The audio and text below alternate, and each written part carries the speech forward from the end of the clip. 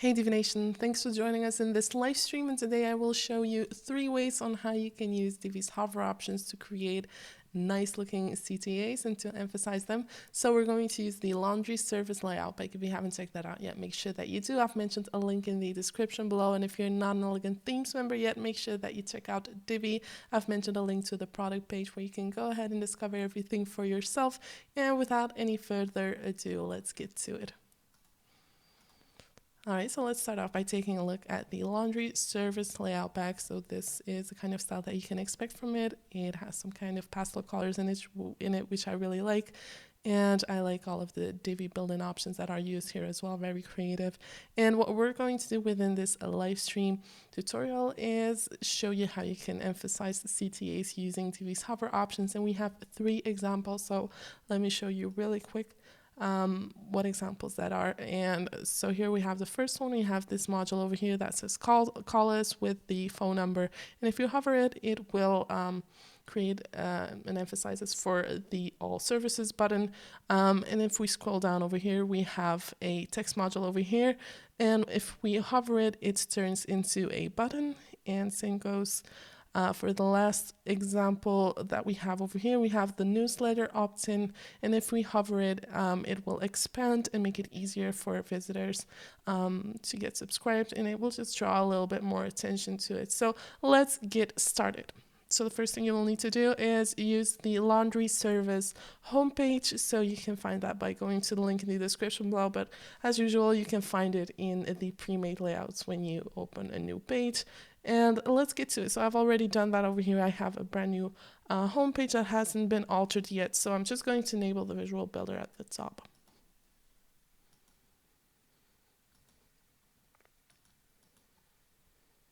And if you have any questions, make sure that you leave them in the comment section on YouTube or on Facebook. I will occasionally take a look at them and see if I can answer any questions you guys have. And if you want to follow everything step by step, make sure that you check the blog post as well, which I've linked in the description below, where you can follow everything step by step if you feel like this is going too fast, or if you want to, rethink everything a little bit more. So all right, let's start with the first one. So the first thing you will need to do is clone this module, because this will only look good on desktop. And to make it easier for ourselves, we're just going to hide one of them on smaller screen sizes and the other one on desktop, so we don't have any duplicates showing up. So let's just do that really quick.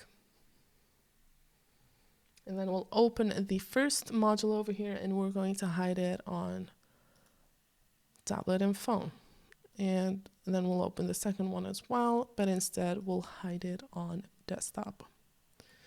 So this is the one we're going to be working with, and we'll start by opening this module, going to the content box over here, and let me just go back really quick so you can see what we're doing. So we're making the content that's already there by default disappear on hover, and we're making other kind of content show up, so you can see this copy when you're not hovering it. And to be able to achieve that, we'll need to use the different text styles that we have at our disposal. So we're just going to add the copy over here that says, or view all our services first, as a heading 3 right below all of the content that's already there. So let me do that really quick. All right, so as you can see, this is a heading 3.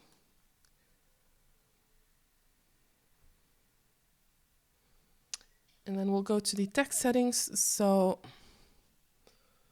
over here, this is the text setting that we have. This is the paragraph I meant to say that we have over here. So we're going to hide this on hover. And the way we do that is by simply going to the text size over here and clicking on this icon, and then switch over to hover and simply add 0 pixels, and you can see it disappear if you switch between both tabs.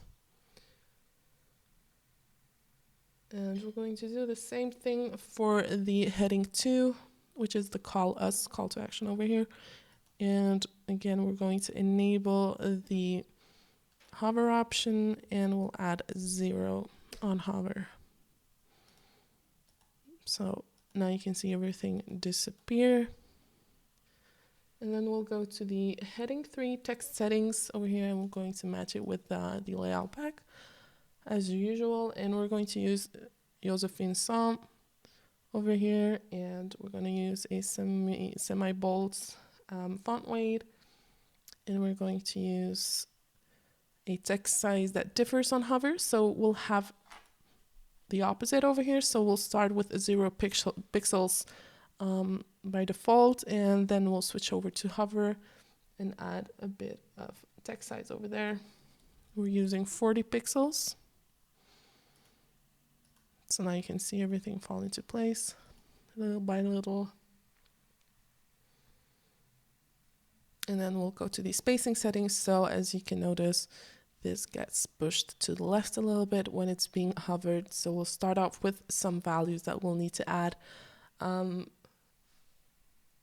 Before we add the hover option, so we have 80 pixels at the top already and 40 for the left and the right side, and we'll add an additional 50 pixels to the bottom padding. And the reason why we're doing that is because we'll be adding a bottom border, as you can notice over here, and we want to create some space between the copy and that border. All right, then we'll switch over to hover mode for the custom margin, and we don't have any values by default, but we'll add some on hover. So we'll add 50 pixels to the top to make it align vertically, and then we'll add some negative left margin as well to make this overlap happen over here, but only on hover, so not when everything appears statically. All right, and then we're going to add a border as well, so you can notice over here, and we'll do that by going to the border settings, and we'll add the following color code to the bottom border over here, and use only 0 pixels, but we'll add a value there on hover. So click on the icon again, and on hover add 5 pixels. And then you can play around with the kind of border style that you want. I've used dotted. And we'll add a box shadow as well, a very subtle one though. We'll change the vertical position into 50 pixels, and we'll adjust the blur strength as well. 54 pixels, and we'll reduce the spread strength. And we don't want this to appear by default, only on hover, and you can modify each one of these settings over here to make that happen, or you can just use a completely transparent shadow color, which does the same thing. And then go ahead and change this shadow color on hover into the following color code. So again, you can find all of the steps and all of the color codes and all of that within the blog post, which I've mentioned in the description below. So go ahead and check that out as well. And then we'll also increase the transition duration within the transitions settings in the advanced tab into 750 to have a smooth transition. All right. So let's check out the first example that we've created. So you don't need to modify anything for the module that appears on smaller screen sizes. So this is the first example that we have, and let's move on to the next, which is turning a text module into a button on hover.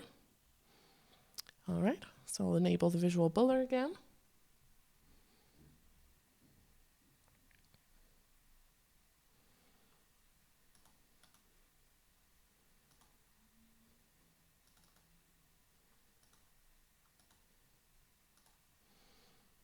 And I'm going to add a text module over here. So we'll transform a text module into a button on hover But to be able to achieve that, we'll need to start off with a text module, and we'll still keep this button to appear on smaller screen sizes. So open the button module and go ahead and hide it on desktop. And then open the text module you've just added and hide it on smaller screen sizes to keep that user experience going on the way you want it to. All right, so then you can go ahead and add some content. So again, here we're using two different text styles. Let me just add the content over here. So we're using a heading 3 and a paragraph, which is a link as well. And we're going to add a background color to this module, which is a completely transparent background. And then we'll change it on hover into a white background, which will be part of the button. We don't have the button yet, but we'll be able to shape it really soon. And then we'll go to the text settings over here, and we're going to use center text orientation. And then we'll go to the link text settings over here, and we're going to apply some different settings here as well. We're going to use Roboto as the link font. We're using a bold link font weight, and we'll enable uppercase as well. And we'll change the text color to make it match with the layout back. And we'll give it 0 pixels for now, but we'll change that on hover. And we'll use 2 pixels of letter spacing, and this matches the layout back. And then we'll change the link text size on hover into 13 pixels. All right, so there it is again. It's gone. There it is. All right, and we'll only need to do something similar for the heading 3 settings over here. So we're going to use semi-bold as the font weight, and we'll use italic and uppercase here as well. And we'll add an underline with the following color code. And we're going to keep it dotted over here like we did in the previous example.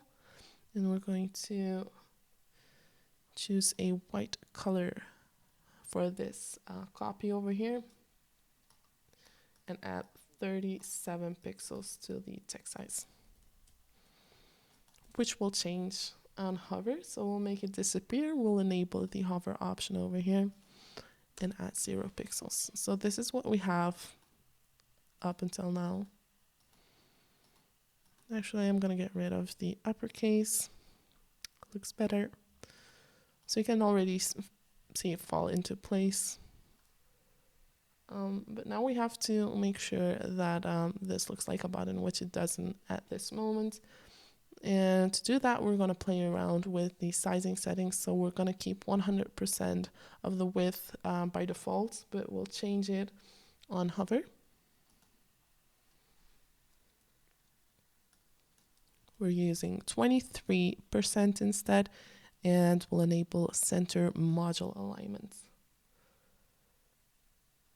And then we'll go to the spacing settings. So this starts to look like a button module already. And we're just going to shape it using some spacing. So we'll add 5 pixels to the top padding and 15 pixels to the bottom padding over here, which it already looks like a button module, but we're going to add these rounded corners as well by going to the border settings and again enable the hover option over here and add 30 pixels to each one of the corners.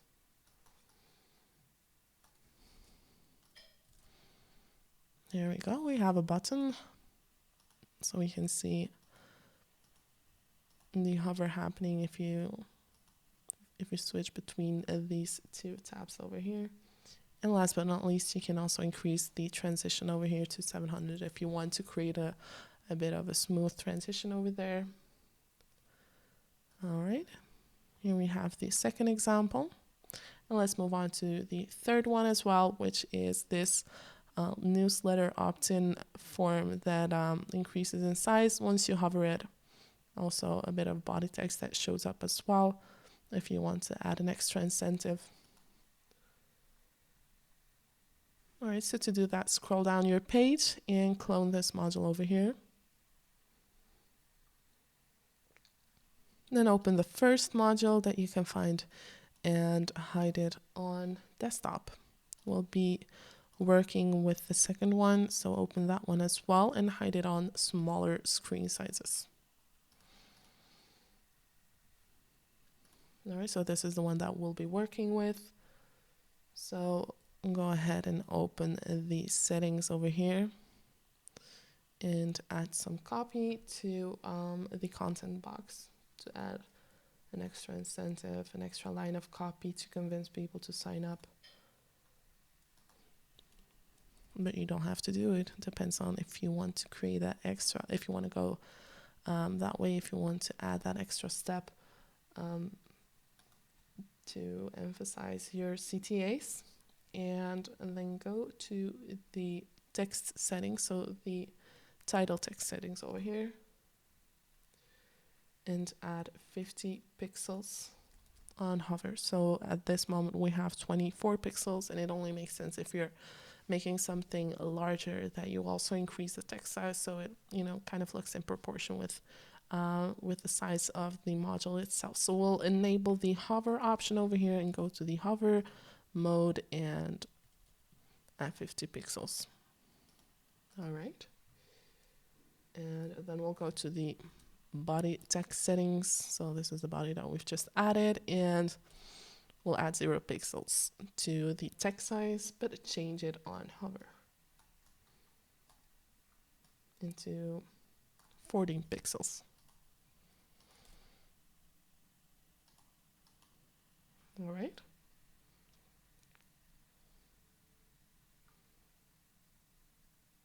And then we'll go to the spacing settings, and this is where the enlargement is going to happen. So we'll first start off by enabling the hover option over here in the custom margin settings, and we're going to add -25 over here and -50 over here. And then we'll also enable the hover option for the custom padding, and we'll use just 17 for the top padding. Same goes for the bottom padding, and we're keeping 12% for the left and the right side. So you can already see this enlargement happen over here. Bear in mind that this module doesn't appear on desktop, so this is why it's still, it isn't the exact precise position as it is live, because the page is still taking this module into account, which isn't the case when you're just viewing a website without being in the visual builder. All right, so we're done with this as well. And let me just show you all 3 of them that we've created. So there are not a lot of steps needed, but it can really help you emphasize the CTAs on your website. And once you get the approach, you can play around with all of these settings and create your own kind of unique variants as well. So this was the second one. So here we had the first one and the last one. So you can make this as large as you want as well, depending on your preference. Well, that was all for this live stream. If you liked it, please give it a thumbs up, and we hope that you're enjoying all of this new stuff that we're bringing out and these tutorials that we share with you. And if you want to contribute to the Elegant Themes blog, make sure that you check out one of the links in the description below and find out how you can share your knowledge and experience with the entire community. So thank you for watching. We look forward to seeing you in our next video or live stream.